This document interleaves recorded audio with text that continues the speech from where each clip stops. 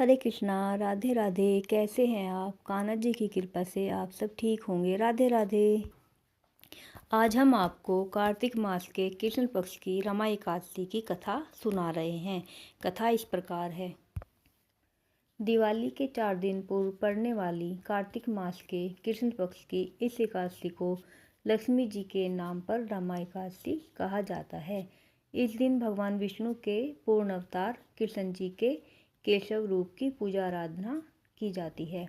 इस एकादशी का व्रत करने से जीवन में वैभव और अंत में मोक्ष की प्राप्ति होती है। धर्मराज युधिष्ठिर ने कहा, हे केशव, कार्तिक कृष्णा एकादशी का क्या नाम है, इसके व्रत की क्या विधि है और इसके करने से क्या फल प्राप्त होता है, सो आप विस्तार पूर्वक मुझे सुनाइए। भगवान श्री कृष्ण बोले, हे राजन, कार्तिक के कृष्ण पक्ष की इस एकादशी का नाम रमा एकादशी है। यह बड़े बड़े पापों का नाश करने वाली और असीम वैभव देने वाली है। शास्त्रों में वर्णित इसका महात्म्य मैं तुम्हें कहता हूँ, संचेत होकर सुनो।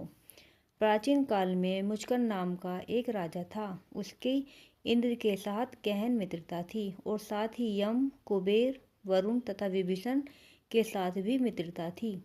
वह राजा बड़ा धर्मात्मा तथा विष्णु भगवान का भक्त था और न्यायपूर्वक राज्य करता था। राजा मुचकन के एक कन्या थी जिसका नाम चंद्रभागा था। उस कन्या का विवाह चंद्रसेन के पुत्र शोभन के साथ हुआ। एक समय शोभन अपने ससुर मुचकंद के घर आया। उन दिनों जल्दी ही पुण्यदायिनी रमा एकादशी आने वाली थी। व्रत का दिन समीप आया तो चंद्रभागा को अत्यंत सोच उत्पन्न हुआ कि मेरे पति बहुत दुर्बल हैं और मेरे पिता की व्रत के बारे में आज्ञा है कि अति कठोर है। दशमी को राजा ने ढोल बजवाकर सारे राज्य में यह घोषणा करवा दी कि रमा एकादशी को सभी लोग व्रत करेंगे। घोषणा को सुनते ही शोभन को अत्यंत चिंता हुई और अपनी पत्नी से बोला, अब मुझे क्या करना चाहिए? मैं किस प्रकार भूख सहन नहीं कर सकता। ऐसा उपाय बताओ कि जिससे मेरे प्राण बच सके, अन्यथा मेरे प्राण अवश्य चले जाएंगे। चंद्रभागा कहने लगी, हे स्वामी, मेरे पिता के राज में एकादशी को कोई भी भोजन नहीं करता।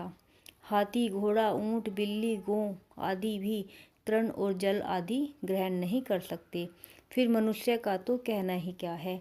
यदि आप भोजन करना चाहते हैं तो किसी दूसरे स्थान पर चले जाइए, क्योंकि यदि आप यहाँ रहेंगे तो अवश्य ही व्रत करना पड़ेगा। ऐसा सुनकर शोभन कहने लगा, हे प्रिय, तुम्हारे साथ मैं भी व्रत करूँगा। जो भाग्य में होगा वह देखा जाएगा। ऐसा विचार कर उसने व्रत किया और भूख व प्यास से अत्यंत पीड़ित होने लगा। जब सूर्य नारायण अस्त हो गए तब रात्रि जागरण का समय आया। यह जागरण वैष्णवों को अत्यंत हर्ष देने वाला था, परंतु शोभन को अत्यंत दुखदायी लगा। प्रातः काल होते होते शोभन के प्राण निकल गए। तब राजा ने चंदन की चिता में उसका दाह संस्कार कराया, परंतु चंद्रभागा ने अपने पिता की आज्ञा से अपने शरीर को दग्ध नहीं किया और शोभन की अंत्येष्टि क्रिया करने के पश्चात अपने पिता के घर में ही रहने लगी। रमा एकादशी के व्रत के प्रभाव से शोभन मंदराचल पर्वत पर धन धान्य से परिपूर्ण तथा शत्रुओं से रहित एक सुंदर देवपुर को प्राप्त हुआ। वह अत्यंत सुंदर रत्न और जटित स्वर्ग के खंभों पर निर्मित अनेक प्रकार से स्फटिक मणि से सुशोभित भवन में सिंहासन पर आरूढ़ हुआ। श्वेत चट और चंवर, मस्तक पर किरीट, कानों में कुंडल, कंठ में हार, बाहु में कपूर विभूषित, गंधर्व और अप्सराओं से घिरा हुआ ऐसे शोभित होता था मानो अपनी सभा में देवराज इंद्र विराजमान हो। एक समय मुचकंद के नगर में रहने वाला सोम शर्मा नामक ब्राह्मण तीर्थ यात्रा करता हुआ घूमता घूमता उधर जा निकला। ब्राह्मण शोभन को पहचान कर कि यह तो राजा का जमाई शोभन है, उसके निकट गया। शोभन भी उसको पहचान कर अपने आसन से उठकर उसके पास आया और प्रणाम आदि करके कुशल से पूछने लगा। ब्राह्मण ने कहा कि राजा मुचकंद और अपनी पत्नी चंद्रभागा कुशल से हैं। नगर में भी सब प्रकार कुशल हैं, परंतु हे राजन, हमको अत्यंत आश्चर्य हो रहा है। अपना वृतांत कहिए कि ऐसा सुंदर नगर जो कभी न देखा है आपको किस प्रकार प्राप्त हुआ। तब शोभन बोला कि कार्तिक कृष्ण रमा एकादशी का व्रत करने से मुझे यह नगर प्राप्त हुआ है। परंतु यह अस्थिर है। यह सुनकर ब्राह्मण बोला कि हे राजन, स्थिर होने का कोई उपाय हो तो कहें, मैं उसे अश्वमेध पूरा करूँगा। शोभन ने कहा, मैंने रमा एकादशी का व्रत अनायास और श्रद्धा से रहित होकर किया था, इसलिए यह सब कुछ अस्थिर है। यदि आप मुचकंद की कन्या चंद्रभागा को यह सब वृत्तांत कहें तो यह स्थिर हो सकता है। यह सुनकर ब्राह्मण सोम शर्मा ने अपने नगर में लौटकर चंद्रभागा से संपूर्ण वृत्तांत कहा। ब्राह्मण के वचन सुनकर चंद्रभागा बड़ी प्रसन्नतापूर्वक ब्राह्मण से बोली, हे ब्राह्मण, यह सब बातें आपने प्रत्यक्ष देखी हैं या स्वप्न की कर रहे हैं? ब्राह्मण कहने लगा कि हे पुत्री, मैंने महावन में तुम्हारे पति को प्रत्यक्ष देखा है, साथ ही किसी से विजय न हो ऐसा देवताओं के नगर के समान उनका नगर भी देखा है। उन्होंने यह भी कहा है कि यह स्थिर नहीं है। जिस प्रकार यह स्थिर रह सके वह उपाय आपको करना चाहिए। चंद्रभागा कहने लगी, हे विप्र, तुम मुझको वहाँ ले चलो। पतिदेव के दर्शन की मेरी तीव्र लालसा है।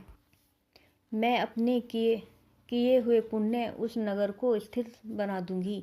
आप ऐसा उपाय कीजिए जिससे उनका और मेरा मिलन हो सके। आपकी अति कृपा होगी और आपको पुण्य भी मिलेगा। सोम शर्मा चंद्रभागा को साथ लेकर मंदराचल पर्वत के समीप वामदेव ऋषि के आश्रम में गया। वामदेव ऋषि ने उनकी बात सुनकर वेद मंत्रों से उज्ज्वल तिलक द्वारा चंद्रभागा का अभिषेक किया। तब ऋषि मंत्र के प्रभाव और एकादशी के व्रत से चंद्रभागा का शरीर दिव्य हो गया और वह अत्यंत प्रसन्नता के साथ अपने पति के निकट गई।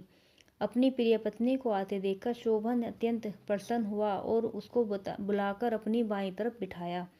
तब चंद्रभागा ने कहा, हे प्राणनाथ, आप मेरे सभी पुण्यों को ग्रहण कीजिए जिससे आपका यह नगर और राज्य स्थिर हो जाए। जब मैं 8 वर्ष की थी तब से ही मैं सभी एकादशियों के व्रतों में पूर्ण श्रद्धापूर्वक विधि विधान के साथ करती आ रही हूँ। इस पुण्य के प्रताप से आपका यह नगर स्थिर हो जाएगा तथा समस्त कार्य पूर्ण होकर प्रलय के अंत तक रहेगा। इस प्रकार चंद्रभागा दिव्य रूप धारण कर तथा दिव्य आभूषणों और वस्त्रों से सुसज्जित होकर अपने पति के साथ रहने लगी। हे राजन, यह मैंने रमा एकादशी का महात्म्य कहा है। जो मनुष्य इस व्रत को करते हैं उनके समस्त पाप नष्ट हो जाते हैं। कृष्ण पक्ष और शुक्ल पक्ष दोनों की एकादशी समान है, इसमें कोई भेदभाव नहीं है। जो सभी मासों की दोनों एकादशियों के व्रत रखते हैं और इनके महात्म्य को पढ़ते अथवा सुनते हैं, वे समस्त पापों से छूटकर विष्णुलोक को प्राप्त होते हैं, इसमें संदेह नहीं है। बोलो एकादशी मैया की।